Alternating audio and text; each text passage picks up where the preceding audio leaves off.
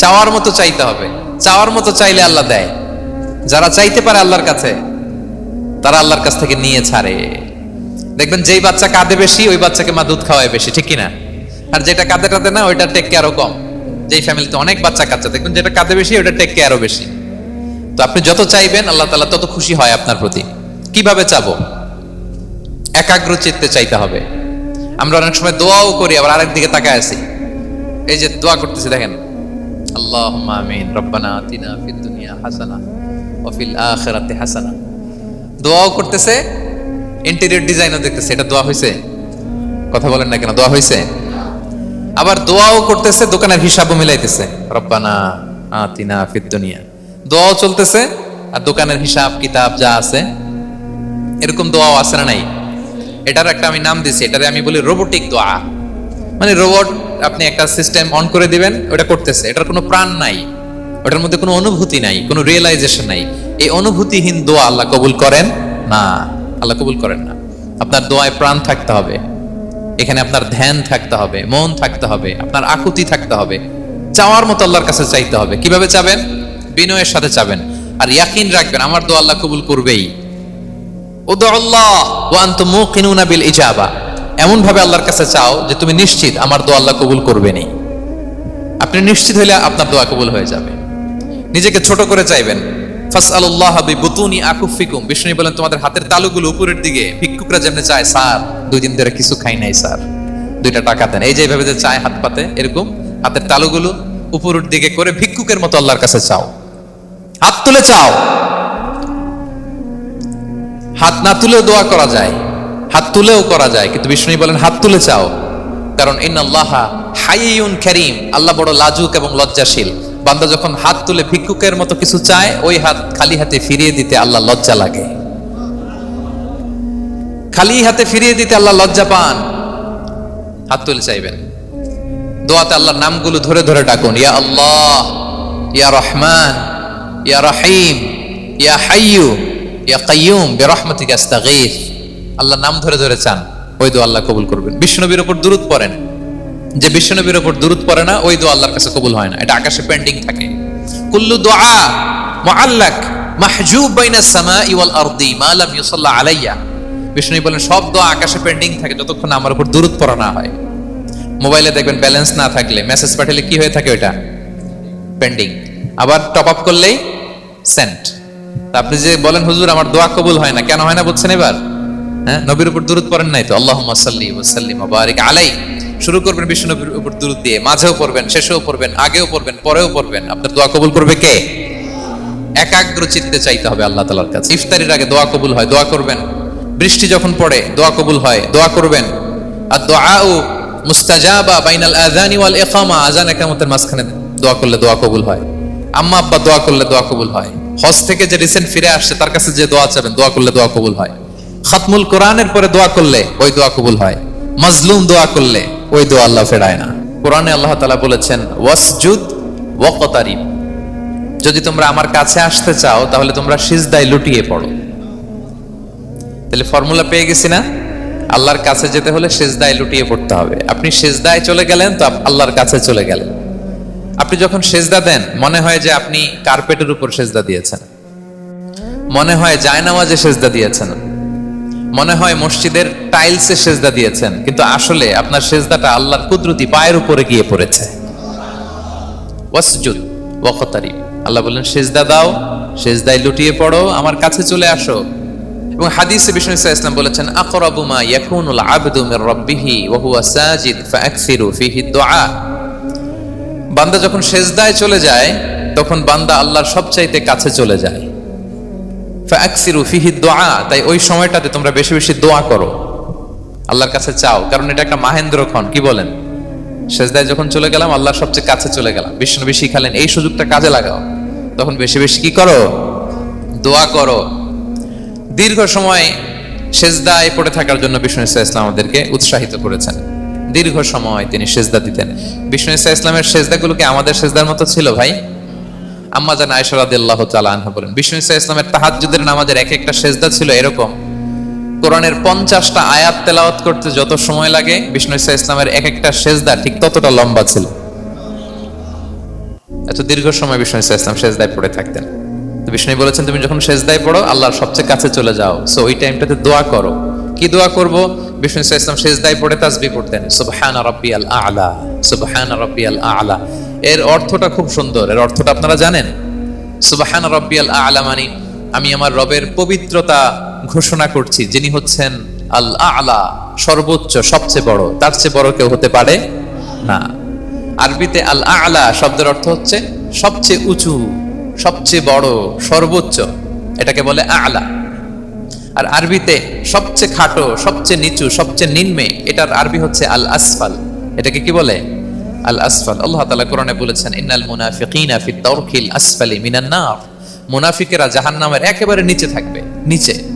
তাহলে সবচেয়ে নিচু অবস্থানকে বলে আসফাল, আর সবচেয়ে উঁচু অবস্থানকে বলে আ'লা। আওয়াজ করে বলুন, সবচেয়ে উঁচু অবস্থানকে বলে, আমরা ওইটাই বলি আল্লাহকে, সুবহান রাব্বিয়াল আ'লা, আমি আমার রবের পবিত্রতা ঘোষণা করছি যিনি আ'লা, সর্বোচ্চ।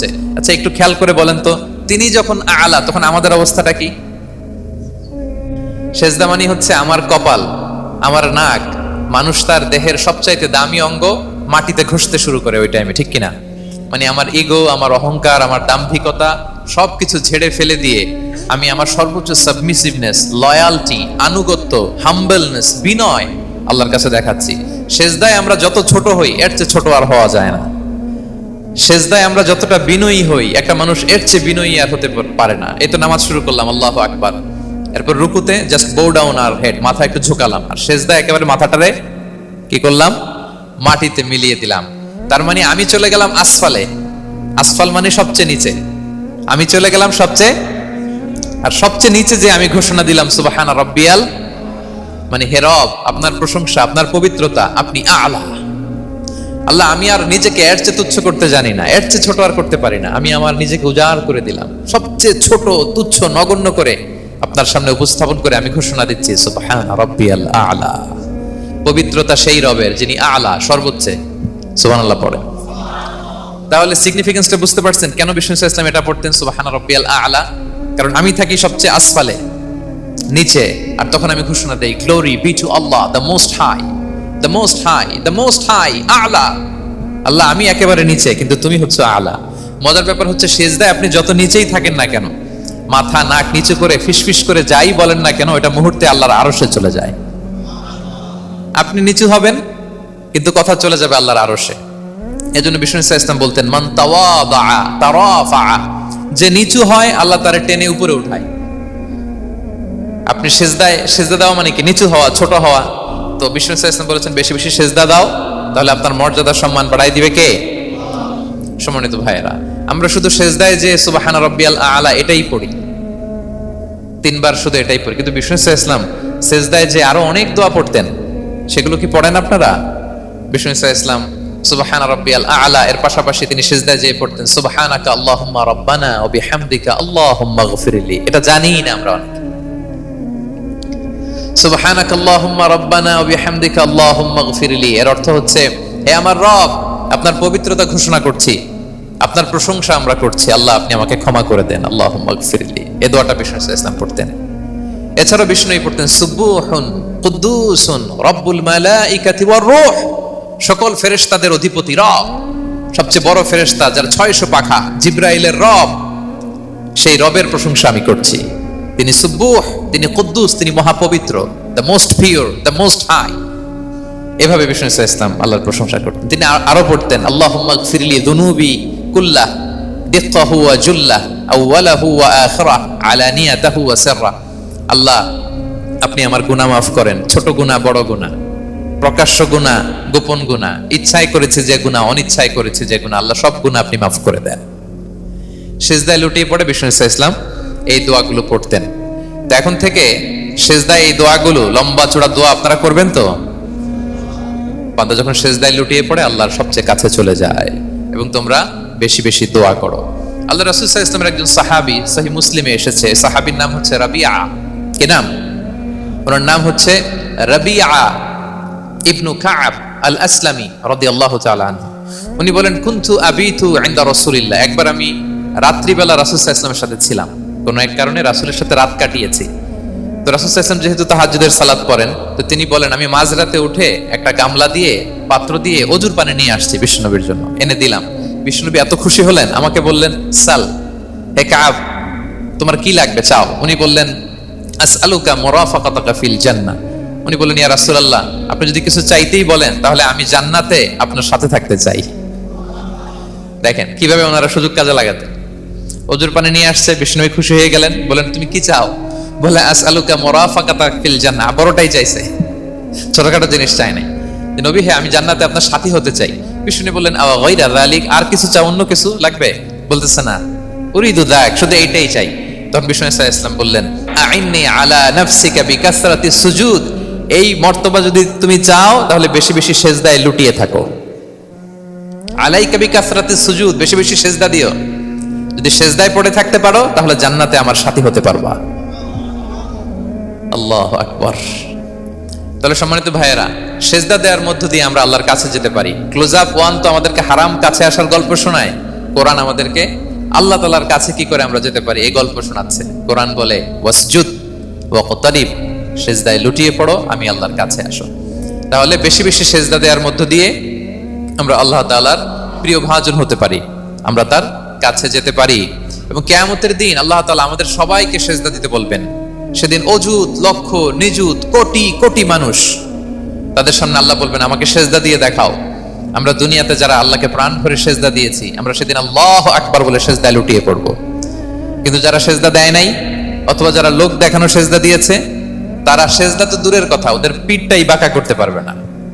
আল্লাহ বলেন ইয়াউমা ইউকশাফু আন সাকিন ওয়া ইউদআউনা ইলা সুজুদি ফালা ইস্তাতিউন, সেদিন আল্লাহ তাআলা তার পায়ের গোছা উন্মুক্ত করবেন। অনেকে বলে হুজুর আল্লাহরও পা আছে? আছে, আল্লাহ তাআলারও পা আছে, কিন্তু এই পাটা কেমন এটা আমরা জানি না, আমাদের পায়ের মতন না। লাইসা কামিসলিহি শাই, কোনো কিছু তার মতো নয়। তো তিনি কার মতো? উত্তর হচ্ছে তিনি তার মতো। সুবহানাল্লাহ পড়বেন না? লাইসা কামিসলিহি শাই, তার মতো কিছু নাই। তো তিনি কার মতো? তিনি তার মতো। ওয়ালাম ইয়াকুল্লাহু কুফুয়ান আহাদ, তার মতো, তার সমকক্ষ কোনো কিছু নাই, তিনি তার মতো। সেদিন আল্লাহ তাআলা তার পবিত্র পায়ের গোছা, পায়ের নলা উন্মুক্ত করবেন এবং আদেশ করবেন সেজদা দাও। আমরা সবাই আল্লাহু আকবার বলে সেজদায় লুটিয়ে পড়ব। কিন্তু যারা দুনিয়ায় সেজদা দেয় নাই, লোক দেখানোর সেজদা দিয়েছে, ফালা ইস্তাতিউন, আল্লাহ তাআলা তাদের পিঠটা লোহার মতো, রডের মতো শক্ত করে দিবেন। সেজদা দেওয়া তো দূর কি বাত, ওরা পিঠটাই বাঁকা করতে পারবে না। আমরা দুনিয়াতে যেমনি আল্লাহ তাআলাকে সেজদা দিয়েছি, সেদিনের জন্য আল্লাহ তাআলাকে এভাবে সেজদা দিতে পারে। আল্লাহ তুমি তৌফিক দাও। আল্লাহুম্মা জাআলনা মিনহুম, আওয়াজ করে পড়ুন আমিন।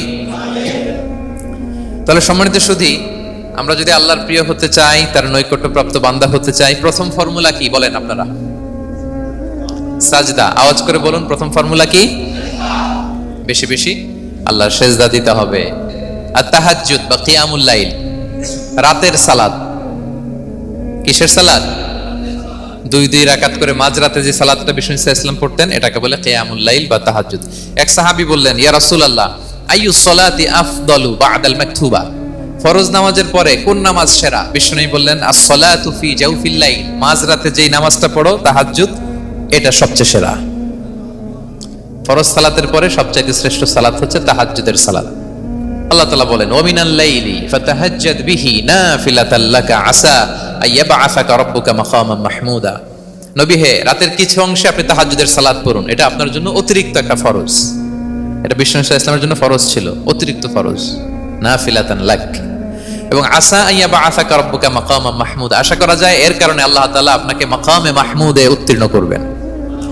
মাকামে মাহমুদ হচ্ছে এমন একটা স্পেশাল জায়গা, একটা মাকাম, যেই জায়গায় দাঁড়িয়ে বিষ্ণু সাল্লাল্লাহু আলাইহি ওয়াসাল্লাম আমাদের জন্য সুপারিশ করবেন। মাকামে মাহমুদে দাঁড়িয়ে বিষ্ণু সাল্লাল্লাহু আলাইহি ওয়াসাল্লাম আমাদের জন্য সুপারিশ করবেন।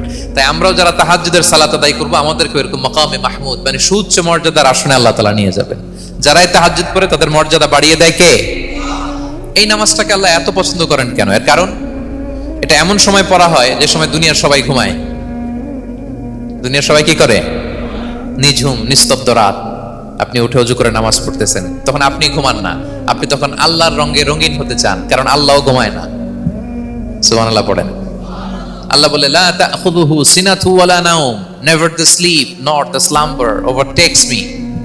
আমি আল্লাহর ঘুম তো আসে না, ঘুমের আগে যে তন্দ্রা আসে ওইটাও আসে না। আরবিতে স্বাভাবিক ঘুমকে বলে নাউম। আওয়াজ করে বলেন তো, ঘুমের আরবি কি? নাউম। আর ঘুমের আগে যে একটা ডোজি ডোজি ভাব আসে, ঝিমুনি আসে, এটাকে বলে সিনা। এটার কি বলে?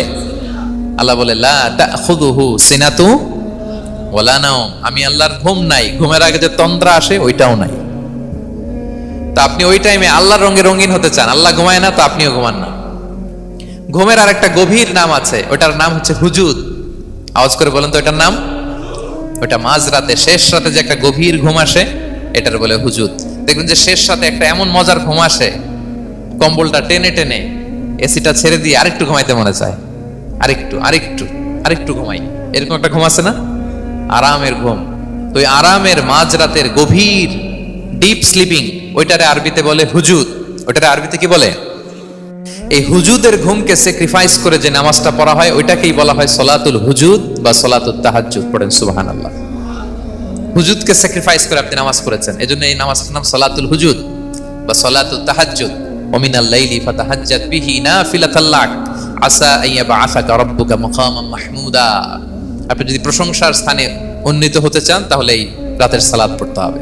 বিষ্ণু ইসা ইসলাম দীর্ঘ সময় এই কিয়ামুল লাইলটা করতেন। সেজদায় কত লম্বা ছিলেন এটা তো একটু আগেই বললাম। কত লম্বা ছিল? এক একটা সেজদায় 50টা কোরআনের আয়াত তেলাওয়াত করা যায়, এত লম্বা সময় তিনি সেজদায় থাকতেন। সুবহানাল্লাহ। আর কত দাঁড়িয়ে থাকতেন এটার বলে লাভ নেই। দাঁড়িয়ে থাকতে থাকতে থাকতে থাকতে হাত ধরে যেত, এরপরে হাত ছেড়ে দিতেন, তারপর কোরআন তেলাওয়াত করতেছেন। আবার একটু ভালো লাগলে আবার হাত বাঁধতেন।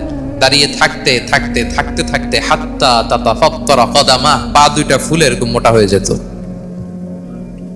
আম্মা জান আয়েশা বলতেন, ইয়া রাসূলুল্লাহ কদ গুফিরা লাকা মা তাকদ্দামা মিন যামবিকা ওয়া মা তাআখার। আপনার তো এমনিই গুনাহ নাই, কিন্তু আল্লাহ ঘোষণা দিয়েছে আপনার আগের পরের সব গুনাহ মাফ।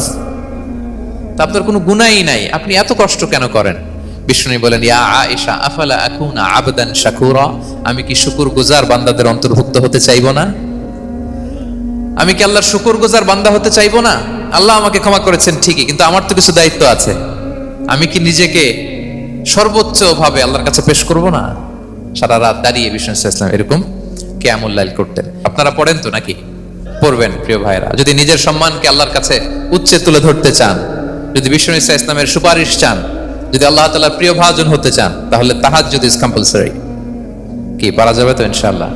সে বেশি বেশি আল্লাহ তাআলার কাছে চাওয়া, মানে আদ-দুআ, দোয়া করা। কি করা? বিষ্ণু ইসলাম বলেন, আদ-দুআউ মুখুল ইবাদা, দোয়া হচ্ছে ইবাদতের নির্যাস। দোয়া কি? ইবাদতের নির্যাস। এবং আল্লাহর কাছে চাইলে আল্লাহ খুশি হয়, না চাইলে আল্লাহ বেজার হয়। ইন্টারেস্টিং না ব্যাপারটা? আর দুনিয়াতে বারবার চাইলে খুশি হন আপনি? একটা বিষয় নিয়ে একজনের কাছে গেলাম, ভাই একটু বিপদে পড়ছি, একটু হেল্প করেন, করলো। এরপরের সপ্তাহে আবার গেলাম, ভাই আমার তো একটু সমস্যা, টাকা পয়সার, একটু হেল্প করেন। মুখ লজ্জায় ধরেন, আবারও করলো। এরপরের সপ্তাহে আবার গেলাম, ভাই বিপদে পড়ছি, একটু হেল্প করেন। এবার কেমন লাগবে বলেন তো? আচ্ছা গেল। এরপরের সপ্তাহে আবার, এবার কি করবে? দৌড়ানি দিবে লাঠি লয়া। ঠিক কিনা বলেন? তুমি মামুর বাড়ির আবদার পাইছো না, প্রতি সপ্তাহে সপ্তাহে বিপদে পড়ছি। তার মানে এই দুনিয়ার হাইসিয়াত হচ্ছে বারবার কারো কাছে কোনো ইস্যু নিয়ে যাওয়া যায় না, বারবার কোনো ব্যাপার নিয়ে কারো কাছে যাওয়া যায় না। চাইলে সে রাগ করে, অখুশি হয়, কিন্তু আল্লাহর কাছে এটা বিপরীত। বিষ্ণু বলেন, ইন্নাহু মান লাম ইয়াসআলিল্লাহা ইয়াগদাব আলাই, যে আল্লাহর কাছে বারবার বারবার চায় না, আল্লাহ তার উপর রাগান্বিত হয়ে যায়। আর বারবার বারবার বারবার তার কাছে চাইলে আল্লাহ তাআলা তার প্রতি খুশি হয়ে যায়। এজন্য আল্লাহ তাআলার কাছে চাইতে হবে প্রিয় ভাইয়েরা, চাইতে হবে, বিনয়ের সাথে চাইতে হবে, চোখের পানি ছেড়ে চাইতে হবে, একাগ্র চিত্তে চাইতে হবে।